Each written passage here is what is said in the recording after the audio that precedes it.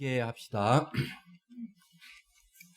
생겨나지도 않고 소멸하지도 않고 허무도 아니고 영원도 아니고 오는 것도 아니고 가는 것도 아니고 다른 것도 아니고 같은 것도 아닌 영기법을 가르치신 분, 완전한 깨달음을 얻으신 부처님들 가운데 가장 훌륭한 설법자인 당신께 경의를 표합니다.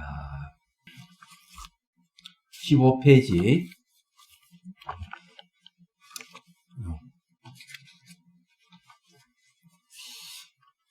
자, 어머니께 안부 전해드릴까요?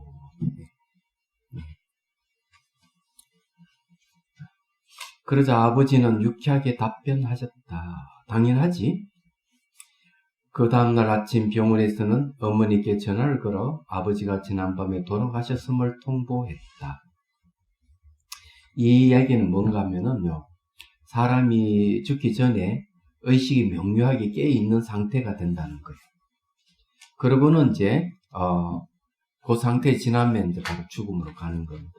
돌아가실 분이 특징적인 현상들이에요.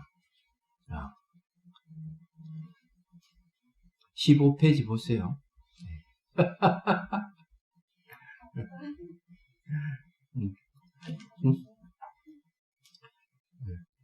차도 한 잔 하면은 훨씬 공부하는 데 도움이 돼요. 차가 몸을 이완을 시켜주기 때문에 이해력을 아주 쉽게 이해하도록 해줍니다. 15페이지요. 위에서 네 번째 주예요. 네.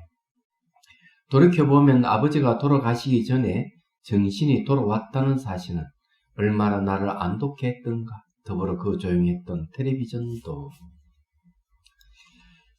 이게 사람이 죽을 때는 의식이 깨있는 상태로 죽는 것이 제일 좋다. 이렇게 얘기를 해요. 그래서 호스피스가 굉장히 중요합니다. 돌아가실 때는 옆에서 아미타불 불러주든지 이렇게 해서 의식이 깨있는 상태에 돌아가시도록 해야 된다. 하는 거예요. 그리고 옆에 누가 이렇게 같이 아미타불 불러주고 이러면은 돌아가시는 분이 굉장히 마음을 안정을 시킬 수가 있어요. 죽는 순간에 한 생각이 다음 생을 결정한다고 전문주에 제가 얘기했죠. 예, 그렇기 때문에 이제 이 얘기를 하는 거예요. 그 전에 이제 돌아가시기 전에 죽음의 과정에 대해서 설명해 주는 게 무엇보다 중요합니다. 이야기하자면 그래야 이제 그 죽음의 과정이 이래 죽고 이래 가는구나 이렇게 알았을 때 영가가 돌아가시는 분이 마음의 평안을 얻어요. 얘기하자면. 자, 병원에서는 아버지의 시신을 병실에 홀로 안치해 두었다. 나는 아버지의 몸을 방해해서는 안 된다는 사실을 상기하며 그저 조용히 곁을 지켜드렸다. 여기에 중요한 아버지의 몸을 방해해서는 안 된다는 사실을 상기하며 있죠. 이게 무슨 말이냐면은 그 외적 죽음 다음에 오는 것이 내적 죽음이에요. 그럼 호흡이 딱 끊어지면은 죽었다 생각하는데 호흡이 끊어지고도 영혼이 몸을 떠나지 않고 있어요. 아직. 그럴 때는 이제 내적 죽음의 과정을 겪고 있을 때 신체에 이렇게 건드리면 그 죽음의 과정을 방해해 놓게 되는 거예요. 그러면 안 된다 하는 겁니다. 그래서 여기에 이제 몸을 방해해서는 안 된다 이러는 거예요. 시간은 몇 분 정도인가 하면은 20분 내지 한 30분 정도. 그리고 여러분들도 호흡이 끊어져 죽게 됐을 때 간호사가 몸이 심폐소생술 못하게 해야 돼요. 한 30분 지나고 난 뒤에 몸에 손을 대라고 유언을 남기는 게 좋습니다. 15페이지를 보세요.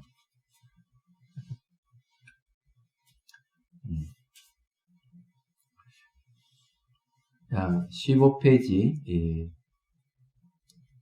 중간에 보시면 돼. 딱 중간이에요.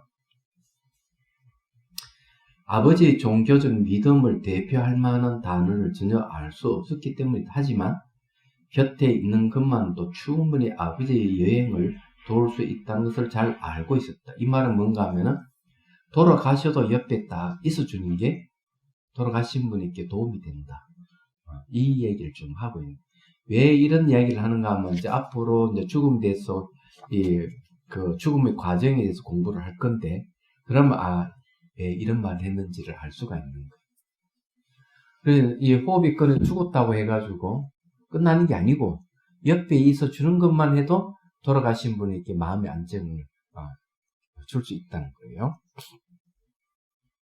아버지가 돌아가시고 1년 뒤 어머니 역시 중풍으로 쓰러지셨다. 어머니는 동생 잭과 아내인 주디 집으로 전화를 걸었다. 주디가 전화를 받았을 때 어머니는 두렵고 머리가 아프다고 하면서 알 수 없는 말을 행설수설했다고 한다. 기절할 것 같다는 말을 마지막으로 어머니가 전화를 끊지 않았기 때문에 주디는 이웃집으로 달려가서 구조대에 전화를 걸어야 했다.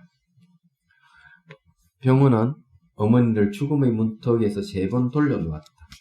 그때마다 어머니는 뭔가 이야기하려고 무진 애를 썼다.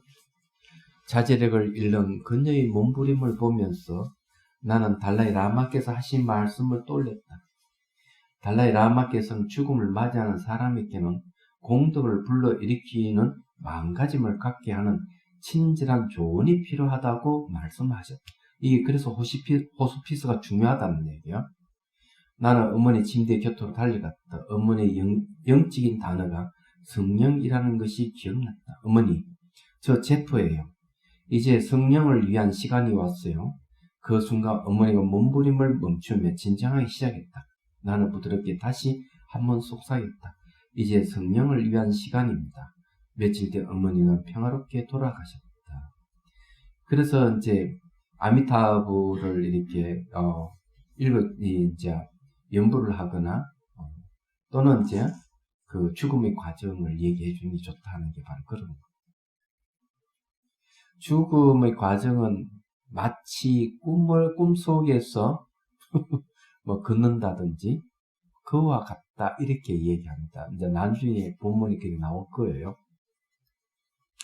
내 친척 바비가 뇌암이라는 진단을 받았을 때 동생 잭은 바비에게 찾아가 아직 움직일 수 있을 때 하고 싶은 것이 있다면 숨지 말고 말해보라고 했다. 바비는 자기의 병세에 대해 오랫동안 이야기하더니 삼촌들과 함께 둘러앉아 할아버지에 대한 이야기를 했으면 좋겠어 라고 말했다.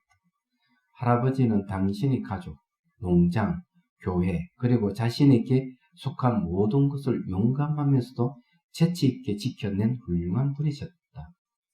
잭은 우리를 한자리에 불러 모았고 14명의 친척이 둘러앉았다. 우리는 바비가 죽어가고 있다는 것을 알고 있었고 그 사실을 애써 외면하지 않았다. 침울해하지도 않았다. 모두 즐겁게 이야기를 나눴고 나는 이 장면을 비디오로 모두 녹화했다. 바비의 누이 낸시는 나에게 전화를 걸어 임종이 가까워졌을 때 자신이 할 수 있는 일이 무엇인지 물어봤다. 바비의 곁에서 누구도 울거나 통곡하지 않게 해줘. 나는 이렇게 말했다. 자, 여기 중요한 거예요. 이 막 울거나 통곡을 하고 이러면은 이 돌아가시는 분 마음을 흐트러 버리는 거예요.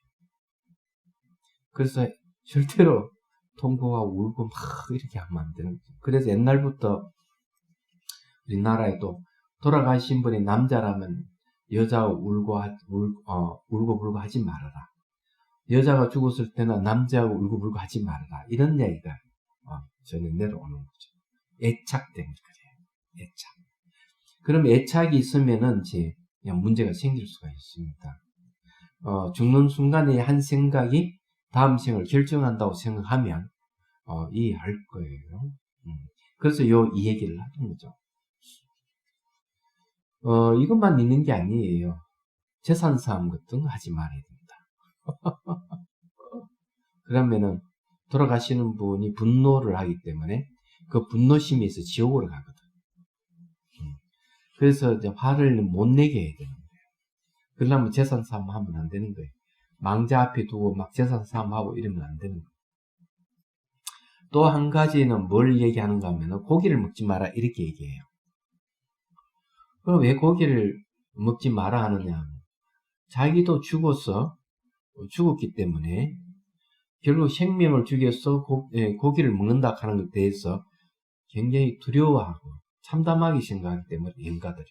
그래서 고기를 쓰지 마라 이렇게 얘기하는 거예요. 그런데 우리 풍습은 그렇지 않잖아요. 예. 그런 게 좀 있다 하는 거예요. 예.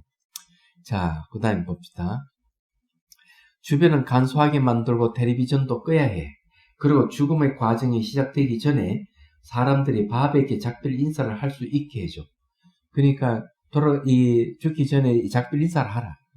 이게 참 좋다는 생각합니다.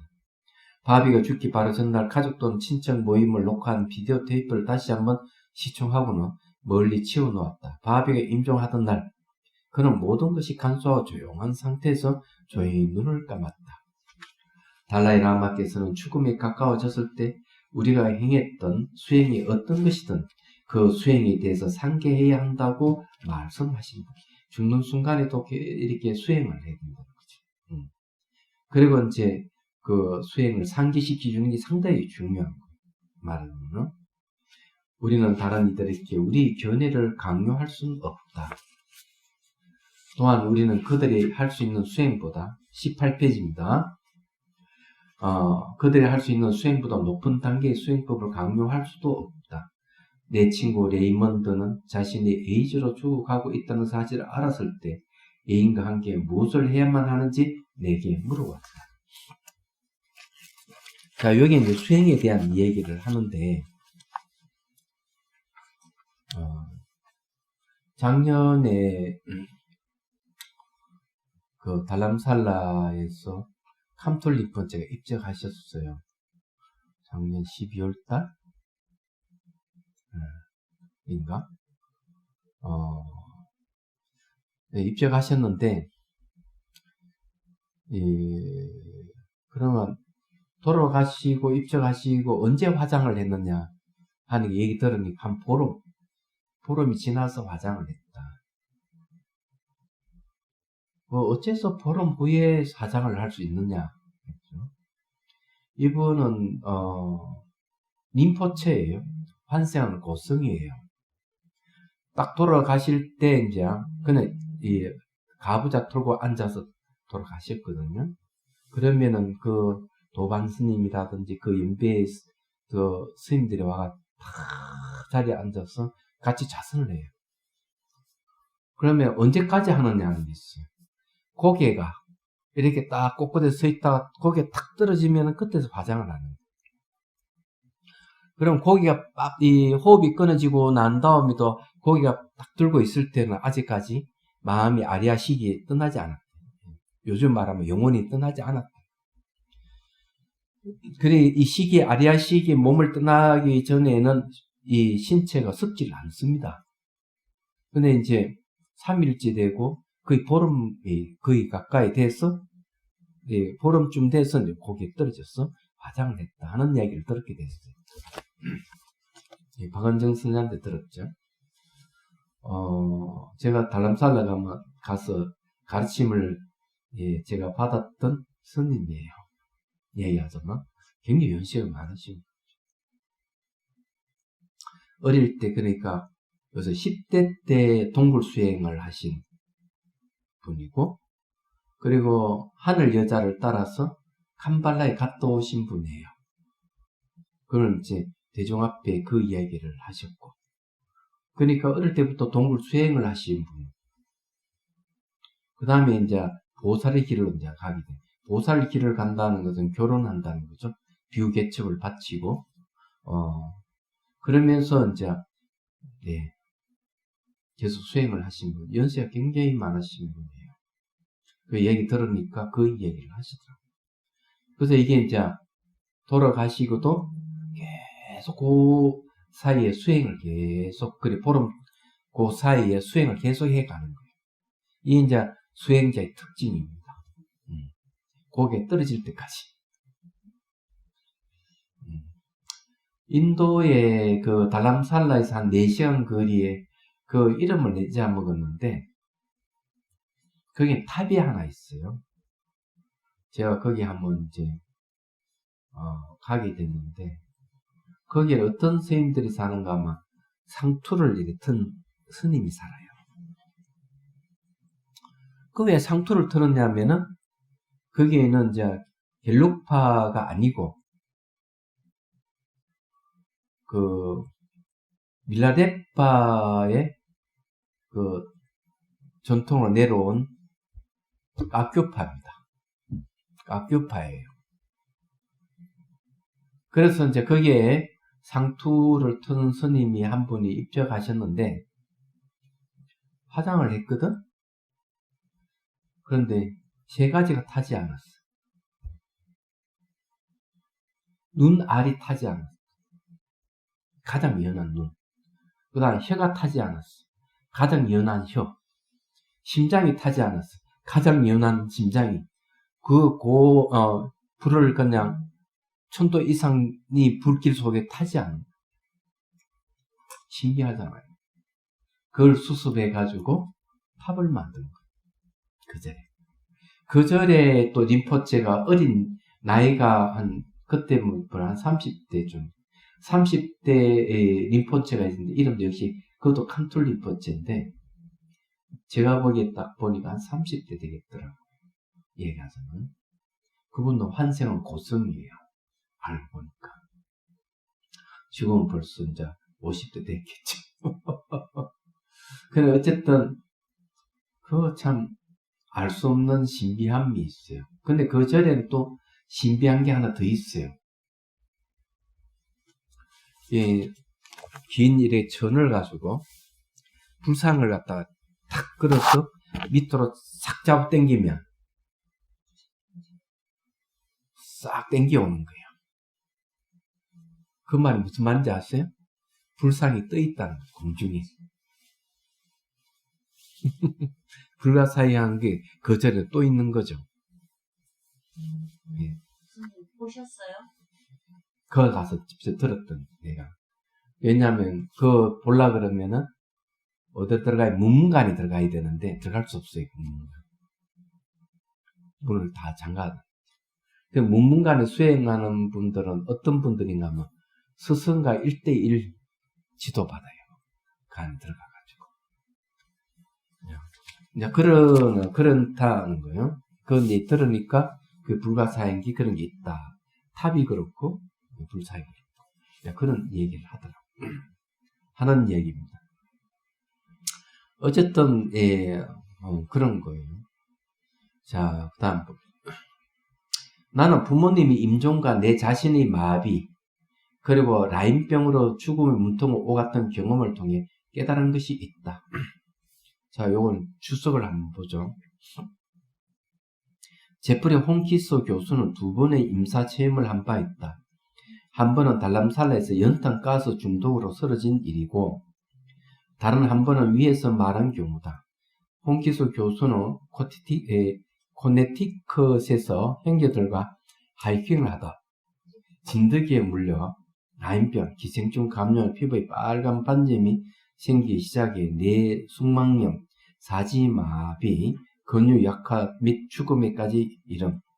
라임병을 알아 식물 인간 상태에서 깨어났다. 그 앞이 잘 보이지 않고 체리에 급감하는 등의 증세를 겪고 있다. 저도 죽음의 고비를 3번 넘겼어요. 어릴 때. 초등학교 시절이죠. 한 번은 영탄가스 채해가지고 죽다 살아났고. 온 가족이. 그래, 새 집을 지었는데, 한옥으로 새 집을 잘 지었는데, 하필이면 연탄 때다 뗐는데, 연탄가스를 채운 거예요. 그래, 전 가족이 죽다 살아난 거지. 또 한 번은 이제 신동 재를 넘다가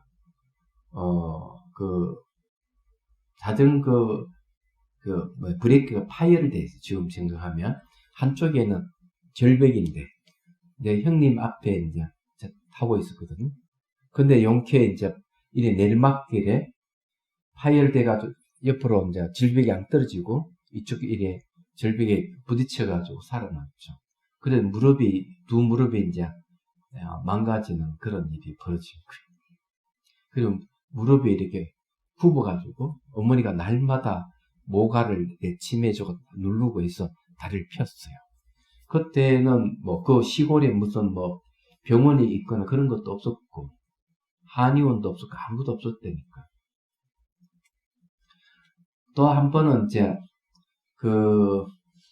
이 대구 농장에 옆에 보면 큰 또랑에 겨울만 되면 늘 그 얼음치기 놀고 했거든요. 그래서 이제 어느 날 얼음치기 하러 갔다 그 얼음 구덩이 파놓은 데 빠져버렸어요. 빠져가 정신이 완전히 가버렸는데 그 다음에 기억이 없는 거야. 그 누가 내 빠지는 것을 끄집낸 거지. 그러면 정신이 돌아온 적이 있어요. 예. 그래서 정신이 돌아온 기억만 있고 빠져서 딱 정신이 가고 그 사이는 뭐 아무것도 없죠. 그런 적이 한 번 있어요. 3번이나 있었죠. 죽을 고비를. 근데 안 죽고 살아난 거 보면은 제가 동력은 좀 있는 것 같아요. 근데 이 교수도 이제 그런 거예요. 말하자면은. 그래서 우리가 다른 이들과 의사소통을 할 수 없는 지경이 이르다 하더라도 그 후로 오랫동안 강하고 명료한 내적인 삶을 가질 수 있다는 사실이다. 나는 심각한 병에 시달리고 있는 동안에도 근 30년 동안 암송해온 탄트라를 쉬지 않고 마음속으로 대내었다. 이 탄트라를 쉬지 않고 마음속으로 대내었다는데 이 상당히 중요해요.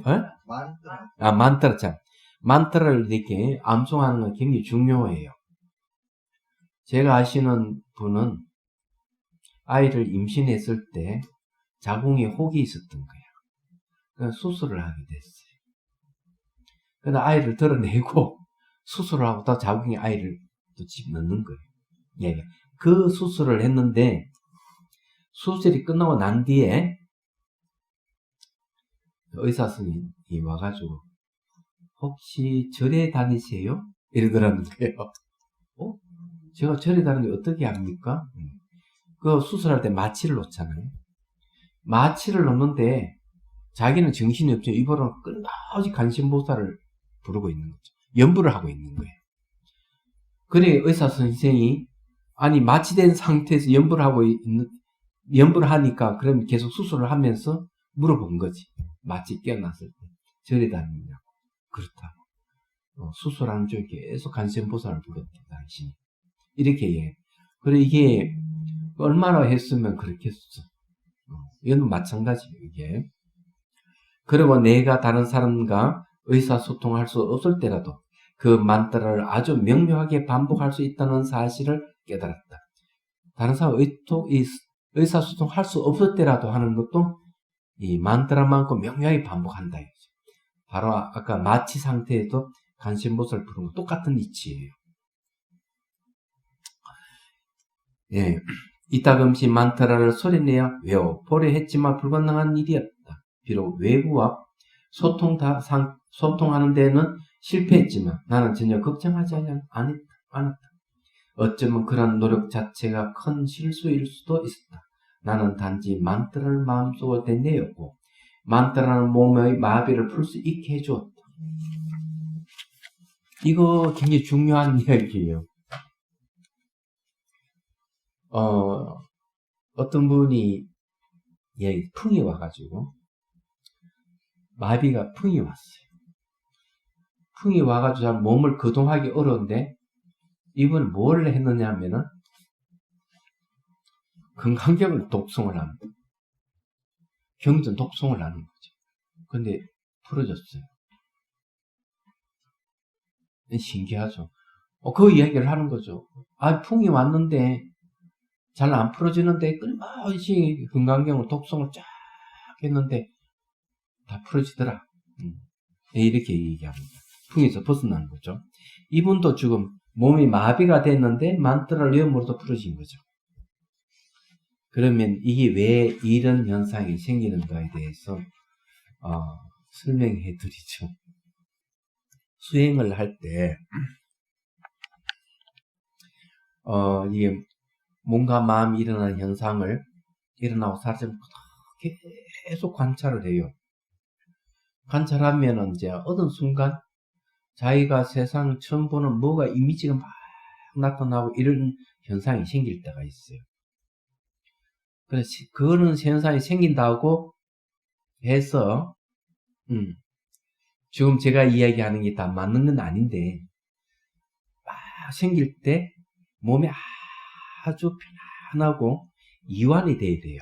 그런 거 생길 때. 그러면 이제 신체적 변화가 생깁니다. 그 안에. 그게 이름이 뭐더라? 아니, 니미타. 그것이 이제 물질인데 그냥 아주 이렇게 유동적인 물질이 있어요. 물질 이름이 있는데 아이고 그걸 까먹었네. 그것이 딱 생겨가지고 신경계를 왔다 갔다 하면서 뭘 없애버리는가 하면 암세포라든지 그런 바이러스라든지 모든 다 죽여버려요. 그리고 그것이 혈관을 확장시키는 거예요. 그리고 완전히 몸이 이완이 되기 시작. 그래서 이게 그런 이미지가 생길 때 편안한 상태가 도달했을 때예요. 그때 뇌파가 뭔가 하면은 명상 뇌파가 나와요. 세다파라카는 명상 뇌파예요. 우리가 일상적으로 쓰는 뇌파는 베다파예요. 몸이 이완이 정도 되는, 차를 마시면 몸이 이완이 되거든. 차를 마시면 뇌파는 알파파가 돼요. 그런데 거기서 한 발 더 나아가면은 세다파라카 뇌파가 나오는 거예요. 세다파가 이제 명상 뇌파인데 굉장히 뇌파가 느리죠. 잠과 비슷한 그런 뇌파 상태가 오면서 몸이 완전히 이완이 되고 온몸이 이제 바뀌기 시작하는 거예요. 그러면은 암 환자도 암에서 벗어나요. 그 안에 무슨 물질이 생기는데 이름을 제가 인터넷 찾아보면 나오는데 기억이 안 나네. 그런 상태가 오는 거죠. 그러면서 몸이 완전히 다, 이것도 지금 몸의 와비가 풀 수 있다 하는 거는 만타를 계속 외우면, 연불 같은 것도 계속 하면은 그런 상태가 오는 거예요. 그러면 이제 이런 문제 싹 풀어져요. 단, 이거는 있어요. 이건 지혜는 없습니다. 예. 여기는 지혜는 없어요. 단지 고도의 집중력은 있어요. 집중력은 고도의 집중 상태이기 때문에 이런 현상이 생기는데 지혜는 없어요. 자신의 경험을 상기하면서 나는 레이먼트에게 그가 거듭 반복할 수 있는 구조를 떠올려 보도록 권했다. 그래서 이제 우리가 아미타불을 계속 같이 이렇게 계속 하면은 돌아가시는 분도 아미타불을 같이 하거든요. 그게 매우 중요한 거예요. 말하자면 레이먼트는 조세 골드스타인이 지은 다음과 같은 사행시를 생각합니다. 내가 자유로 가득할 수 있기를, 내가 침착할 수 있기를, 내가 평화롭고 넉넉할 수 있기를, 내가 행복할 수 있기를. 이게 참 발언하는 건데 참 좋아요. 저도 발언한 적이 있죠. 10대 때 팔공산 갑바에 갔어. 그때가 무슨 나들 북두칠성이 뭐가 만나는 거 뭐 있지? 그 뭐래? 7월 7성날인가? 제 기억은 그래요. 어머니와 같이 이제 어디 마음에 이제 어머니를 따라 어디 갔는가 하면은 거기 갔는데 갑바에 가던 어마무시한 큰 부처님을 보고 제가 발언을 했어요. 자신의 말을. 네, 세 가지. 네. 제가 용기가 부족한 용기를 주시고, 제가 아주 깨끗한 청정성을 주시고, 지혜를 주십시오. 세 가지. 제가 그래서 이 길을 걷고 있는지도 몰라. 발언이 중요해. 그 어머니는 절에 다니시도 어떤 절에 다니는 무당절에 다니셨어요. 근데 가끔 무당 할머니가 우리 집에 와가지고 굿도 해주고 그랬어. 그러니까 저런 절인데 무당 할머니. 재밌는 할머니였어요. 지금 기억하면. 자, 레이먼터가 선택한 구절이 좀 길다는 느낌 들었지만 그것이 진정 그가 바라면 그 구절이 가장 적합할 것이었다. 예. 그러니까 네가 떠올릴 수 있으면 한번 떠올려보라. 예, 그렇죠? 그때부터 레이먼터는 자신만이 만트라를 수행했다. 계속 반복 외우는 거죠. 레이먼트의 친구는 레이먼트가 고개를 돌리면 그 구절을 보고 대낼 수 있도록 플라스틱 액자에 넣어 그의 침대 맡에 올려놓았다. 후에 레이먼트가 죽음을 맞이하기 위해 집으로 돌아왔을 때 의식은 점차 희미해지기 시작했다. 말할 힘은 물론이고 손으로 가리킬 힘조차 잃게 되었다. 그는 전혀 움직일 수 없었다. 그러나 내가 그의 방으로 들어가 그의 침대 곁에 앉아 부드럽게 내가 자유를 가득할 수 있기를 하고 말했을 때 그 얼굴은 환하게 빛났으며 눈동자는 감은 눈꺼풀 아래에서 조용히 움직였다. 그 만트라가 효과가 있었던 것이다. 그래서 돌아가실 때 나무아미타불을 불러주면은 돌아가신 분도 같이 부른다는 거죠. 깨있는 상태에서 부르는 게 아주 중요하다 이런 얘기예요. 자, 제1대 판체라마에 대해서 한번 또 공부를. 이 1대 판체라마의 개성을 우리가 공부를 하기 때문에 그렇습니다. 죽음에 대한 얘기죠. 판체라마는 아미타 부처님의 화신으로 알려져 있습니다. 달라이라마는 간신보살로 알려져 있고요. 예, 간신보살의 화신으로 보고 있는 거죠. 달라이라마는 이 책에서 제1대 판체라마의 17년으로 이루어진 시를 설명하기 위해 방대한 분야에 걸쳐 있는 인도와 티베트의 문헌 전통과 구술 전통을 사용한다. 달라이라마는 각 연의 심오한 뜻을 하나씩 풀어나가면서 죽음의 과정과 현재의 삶과 다음 삶 사이의 중음도 그리고 환생의 단계를 어떻게 실제적으로 응용할 것인가를 매우 설득력 있게 풀어나가고 있다. 이 책의 중심이 되는 17년의 시는 17세기에 서인 것이다. 보시면은 조선시대죠.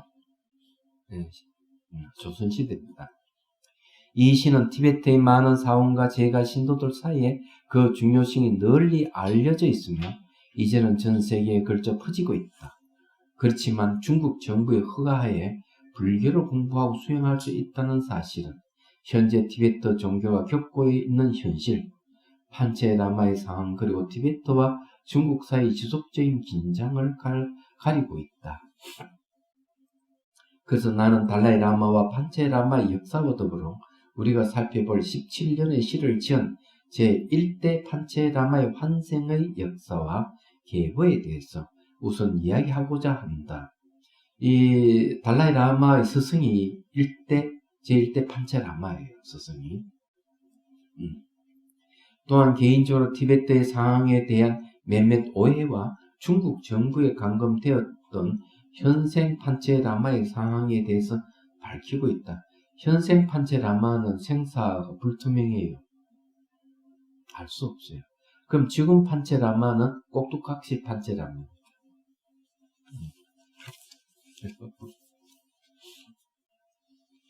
13세기 중반에서 14세기 초에 걸쳐 쫑가파, 로상, 탁파는 항모파 또는 겔루파라는 불교 정통을 세웠다.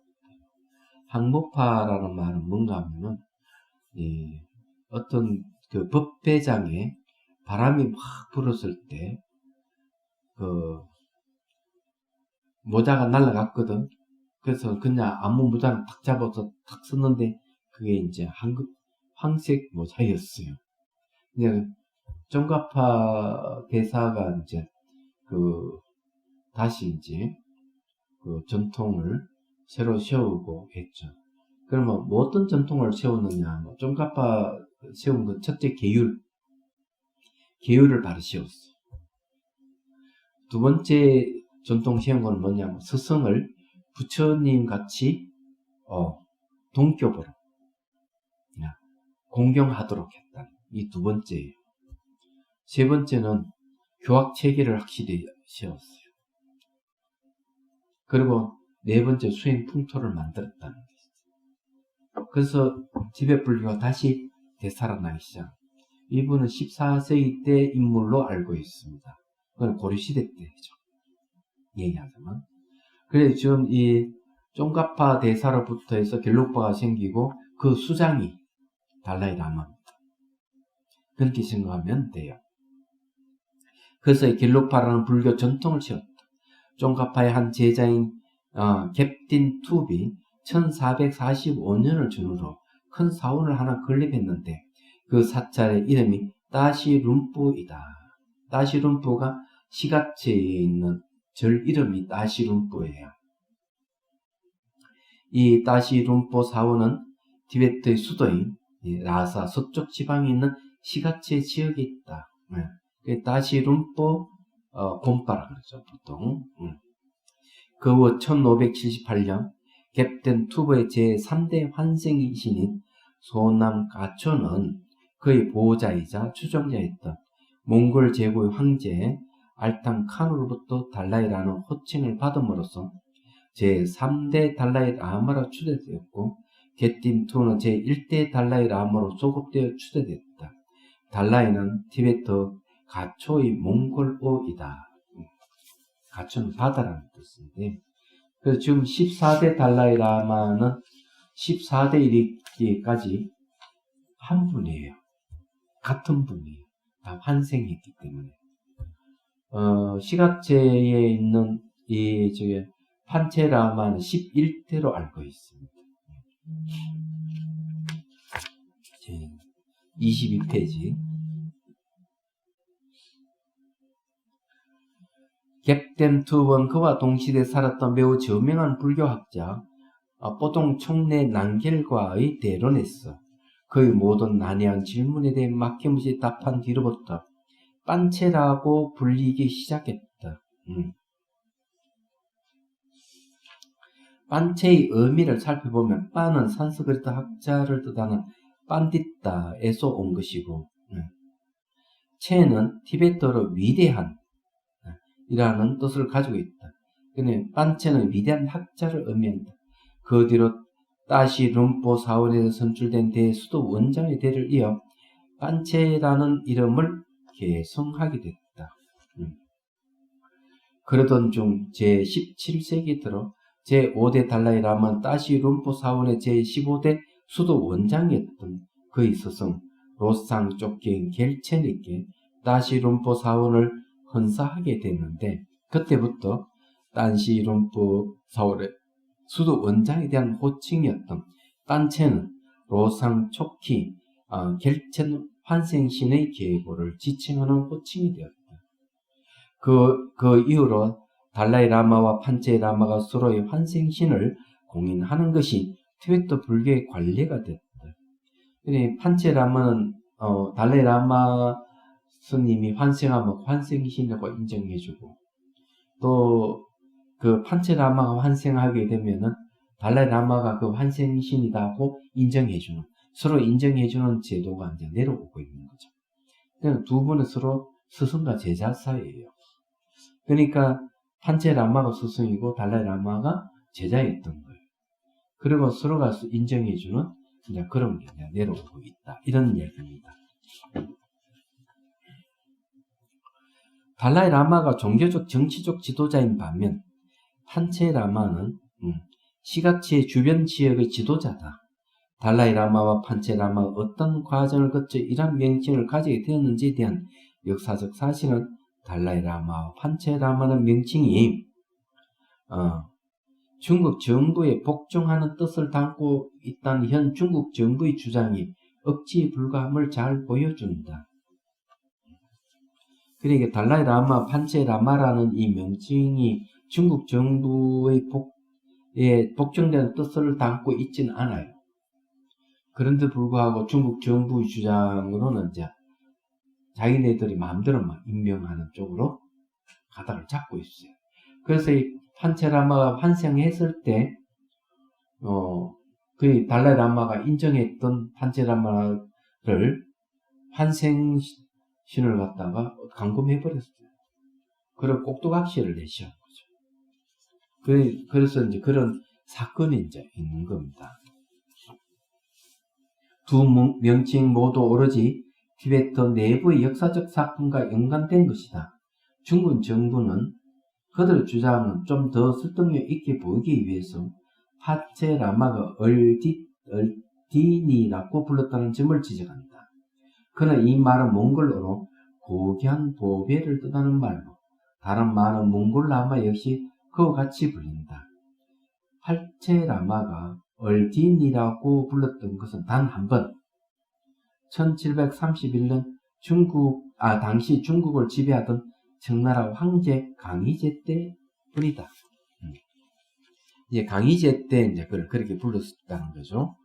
중국은 그들 역시 한족을 비롯한 몽골족이나 만주족 등의 외부 민족들에 의해 수차례 지배당했다는 사실을 상기해야 된다. 요즘은 중국 정부가 동북 공정을 하잖아요. 요즘은 문화 동북 공정을 하고 있다는 사실을 아시죠? 매듭도 자기 나라 것, 김치도 원조가 자기 나라 것, 태권도도 자기 중국의 전통에서 나왔다고 하는 것, 한복도 중국 전통에 나왔다고. 그러니까 이런 말도 안 되는 소리를 하는 거예요. 그런데 달라이라마스 지금 현재 이 홍기수 교수가 하는 이야기가 뭐겠어요? 몽골족과 만주족에서 지배를 당했던 게 바로 중국이다 하고 바로 딱 얘기를 하고. 그래서 이제 뭐 한복이라든지 김치라든지 이거 왜 자기 것이라 하느냐니까 조선족이 거의 있기 때문에 그런 거예요. 그거 무관하진 않아요. 근데 엉뚱한 이야기지만 그냥 한번 얘기를 좀 해보죠. 한복에 대해서. 한복은 언제 유행을 했는가 하면 원나라 황후 중에 기황후가 있습니다. 기황후는 고려 여인이에요. 그러니까 공료로 원나라로 차출되어 갔다가 황후로 올라가선 이죠. 그럼 기황후가 정권을 잡은 때가 몇 년이냐? 약 30년 동안이에요. 그럼 원나라는 한 100년 정도 돼요. 100년 중에 30년 동안 기황후가 정권을 잡았던 거죠. 이야기하자면. 그랬을 때 이제 원나라에 어떤 유행을 했는가 하면은 고위 대작들은 고려 여인을 아내로 맞는 그것을 유행해 하였고, 그 다음에 고려 복색을 입는 부인들이 입는 것을 유행하였던 거예요, 그때. 그러면서 명나라로 바뀌면서 그 풍습이, 고려 풍습이 남아있는 그걸 가지고, 자기네들이 이제 원조라고 하는 건데, 이 한푸라 해가지고, 원조가 아니고, 오히려, 고려의 복색이 유행이 했기 때문에 그랬다는 걸 알아야 돼요. 그럼 어떤 차이가 있느냐? 이 몽골족도 옷을 입는 거라든지 중국인도 옷을 입는 거나 아류로 통째로 입습니다. 한복은 아류로 딱 구분되어 있잖아요. 달라요. 그 다음에 치마가 이렇게 펑퍼짐하잖아요. 근데 중국에는 펑퍼짐한 이 치마가 없어요. 얘기하자면. 근데 그거는 어디에 기인되는지를 아세요? 정확한 이유를 압니까? 잘 모르죠. 그 치마가 펑펑해진 것은 온돌 문화에서 온 겁니다.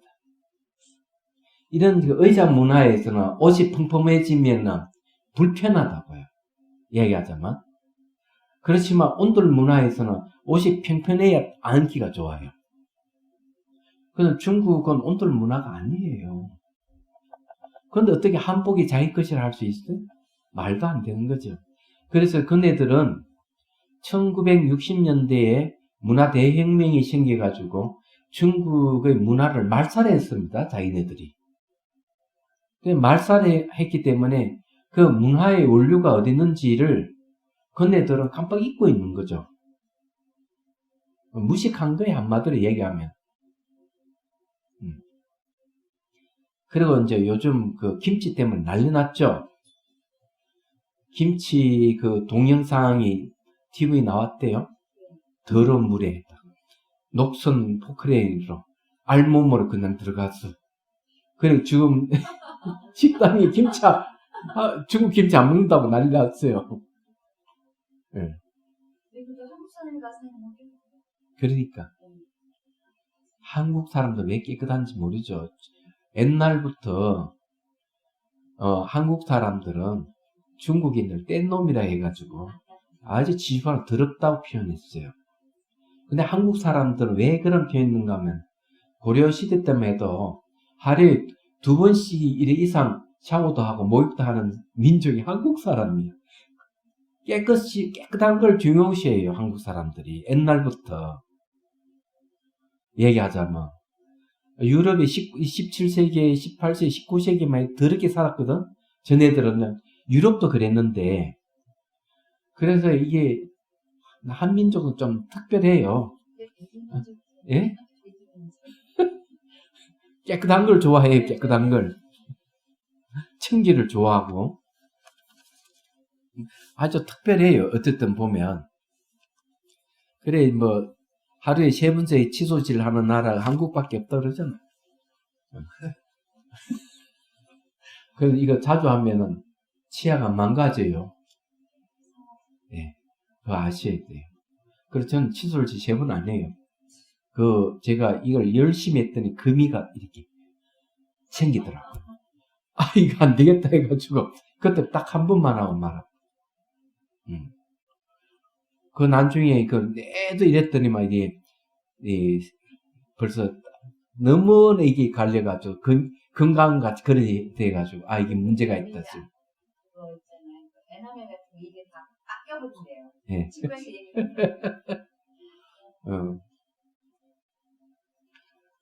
그래서 하여튼, 네. 우리나라는 보면 거의 70% 이상이 산이거든요. 예. 그래서 물 좋은 금수강산이라고 얘기를 하는데, 그런 거 하고, 이 한국 사람 성격이 좀 닮아 있어요. 그 환경이라고 하는 무시 못 해요. 자, 어쨌든 그렇다는 얘기입니다. 그럼 어디 할 차례지? 자, 청나라 황제 강희제 때뿐이다. 그래까지죠. 중국은 그들 역시 한족을 비롯한 몽골족이나 만주족 등의 외부 민족에 의해 수차례 지배당했다는 사실을 상기해야 한다.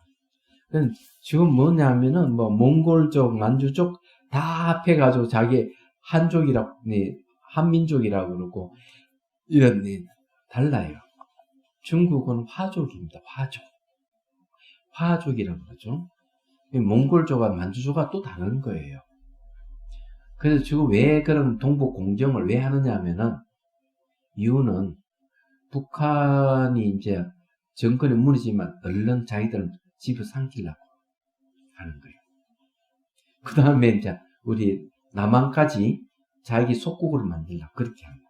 그래 시진핑이 사석에서 트럼프한테 얘기해요. 한국이 옛날 중국 속국이다 이런 얘기를 헛소리를 하고 있는 거예요.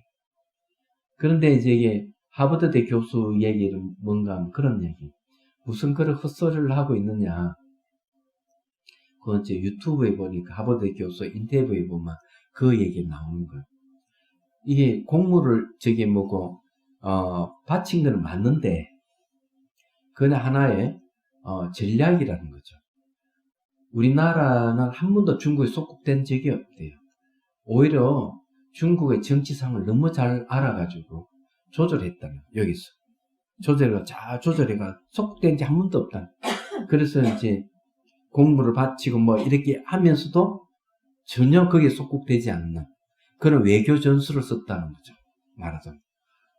그렇기 때문에 이제 문화라든지 이런 것들을 그대로 보존할 수 있었던 거고, 전 세계에 한 왕조가 1000년 이상 가고 500년 이상 가는 왕조는 드물다는 거죠. 그것도 한 민족에 계속 그렇게 온 것은 유일무이하다는 거예요. 그러니까 그 교수 이야기 들어보면은 벌써 국가 형태를 띠고 있었대, 옛날부터. 한국은 국가 형태를 띠고 있기 때문에 국가 이름만 바뀌었지 같은 계통을 내려왔기 때문에 이거는 전 세계에서 유례가 없다 이렇게 이해하는 거예요. 이건 맞다 생각해요. 중국은 제국주의이기 때문에 여러 나라가 서로 통합되어 있는 나라잖아요. 그러니 국가 형태라 보기엔 어렵다. 이렇게 보는 거죠. 코로나 때문에 볼 게 없어서 유튜브를 보다 알게 됐어. 별거 다 보죠, 제가. 자, 엉뚱한 얘기를 좀 했고요. 자, 다시 봅니다. 자, 20세기 초 현재 중국 역사의 기반을 맡는 손중산 박사는 만주, 몽골, 동터키, 티베트와 중국을 아우르는 중화국이라는 유령 국가를 날조하려 했다. 지금 그렇게 하고 있잖아요. 그런 그조차 1911년 중국 정부가 민족혁명을 통해 만주를 점령했을 당시 중국이 몽골족이나 만주족과 같은 외부 민족들의 점령당한 역사적 사실을 인정한 바 있다. 게다가 몽골족의 지배당해서 원나라가 씌워졌잖아요. 만주족의 지배당해서 청나라가 씌워졌고요. 그리고 한족까지 모두 티베트를 다른 나라로 인정했다. 그들의 힘으로 티베트에 관여할 때조차 그러했다. 더불어 우리는 8세기 티베트 제국의 당나라의 수도 장안까지 점령했던 역사적 사실도 기억할 필요가 있다. 근데 티베트가 중국도 이 당나라를 점령해버린 사건도 있었던 거예요. 그 조공을 바쳤던, 우리가 조공을 바친 중국의 그 명나라라든지 청나라의 조공을 바쳤지만은 오히려 중국이 티베트에 조공을 바쳤던 거예요. 얘기하자면. 그런데 무슨 중국이 자기가 모든 걸, 자기 거를, 김치도 자기 것이라고 한복이 자기 것이, 말도 안 되는 소리를 짓거리고 있는 거야. 그러니까, 이 망상에 찌들어 있는 거죠. 야, 만약에 그처럼 점령했던 나라가, 점령당한 나라에 대해 소유권이 있다고 주장한다면, 티베트 역시 중국을 소유한다고 주장할 수 있을 것이다. 이게 왜 이제 이 사건은 매우 중요한 사건인데, 그래서 당나라 공주가 티베트로 시집가는 일이 벌어졌죠. 그 이름이 또 있잖아요. 근데 시집갈 때 뭘 가져갔을까? 두 가지를 가져갔어요. 그래서 두 가지를 가져갔는데 티벳이 완전히 바뀌어버린 거예요. 하나는 불교, 하나는 차를 가져간 거예요. 그때만 해도 티벳 민족들은 오래 못 살았어요. 풀을 먹기가 어렵기 때문에. 근데 고기가 주식이잖아요. 차가 들어감으로 해서 티벳 사람들이 질병에서 많이 벗어나고 수명이 연장이 됐던 거예요. 그리고 이제 나온 게 뭔가 하면 참화 고도가 생기기 시작합니다. 한 6개, 7개 이상의 참화 고도가 생기죠. 이야기하자면. 그래서 나중에 중국에서는 참화 고도를 통해서 차를 갖고 티베트를 압박을 가하고 그랬던 겁니다. 이야기하자면. 그러니까 정치에 이용했던 거죠. 차를 갖고. 그런 역사가 있는 거예요. 그 참화 고도를 KBS 반영한 걸 보고 알았어요. 저도. 요즘 KBS에서 이제 반영하는 게 이제 유튜브로 다 나오거든요. 그래서 제가 즐겨 보는 게 이제 지금 이제 참화 고도를 다 받고, 그다음 도자기 다 받고, 그 다음에 지금 보고 있는 게 다르마. 1편, 2편, 3편 있는데 다르마를 보고 있어요. KBS 반영하는. KBS가 불교에 관계되는 것을 반영한다는 건 참 대단한 공영방송입니다. 다르마에 보면 우리가 갔던 동티벳 갔잖아요. 양치석서에 갔죠. 그거 나와요. 얘기하자 뭐. 그래서 아주 좀 재밌게 보고 있어요. 그래, 볼 게 너무 많아요. 옛날에 공부 안 했던 거 옷에 다 하고 있어. 자, 중국 정부는 티베트를 합법적으로 점령할 구실을 찾기 위해 달라이 라마, 판체 라마를 비롯해 각 지역의 매우 중요한 라마들의 환생신 확인 작업에 관여하고 있다. 중국 정부의 이러한 필사적인 시도는 제11대 판체 라마를 둘러싼 일련의 사건들이 왜 일어난지를 잘 반영하고 있다. 이거요. 왜 중국이 티베트를 점령하고 달라이 라마가 인도를 망명했잖아요.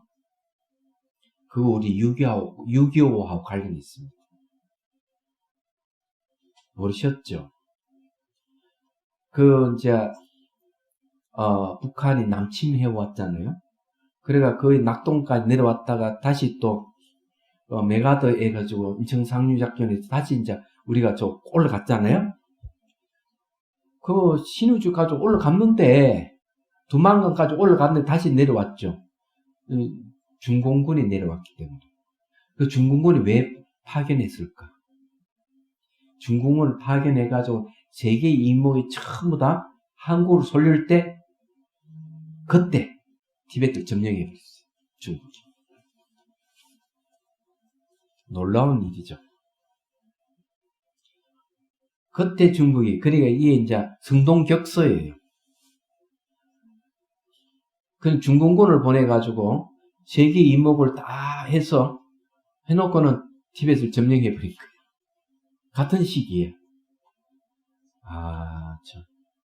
목택동 머리가 좋아요.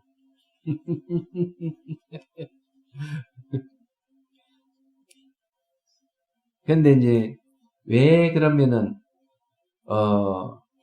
티베트에서는 중국에 점령당한 거에 대해서 뭐라고 얘기할까?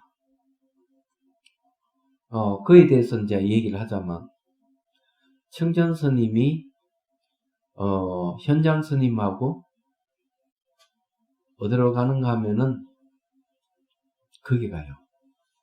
저기에, 미얀마 가서, 태국 둘러서 미얀마에서, 그니 그쪽 스승들을 만나보고, 달람살라에 가서 이제 달라이 라마를 칭견하러 갔던 거예요.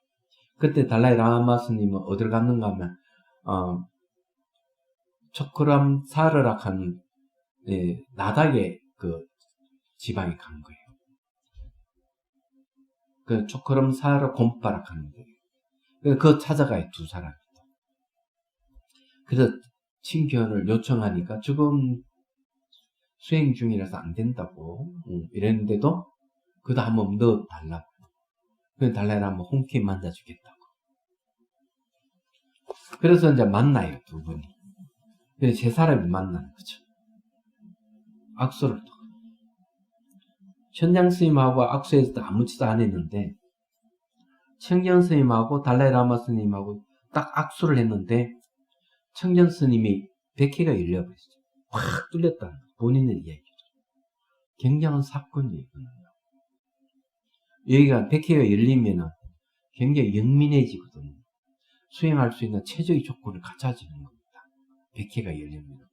사유하는 게 아주 미첩하게 되고, 수행 조건이 갖춰지는 거죠. 이 몸 자체가. 그때 이제 청전 스님이 달라이 라마 스님에게 질문거리를 한 20가지 정도 만들어서 해서 질문을 던져요. 그 중에 하나가 뭔가 하면은 중국이 티베트에서 점령한 것에 대한 질문을 던진 거죠. 그래서 달라이 라마 스님이 어떻게 대답했는가 하면 이렇게 대답했다는 거죠. 청년 스님 이야기로는 중국이 티베트를 점령해서 티베트의 국민들을 100만 명 이상을 학살했다는 거죠. 이야기하죠. 그렇지만은 원망하지 않는다.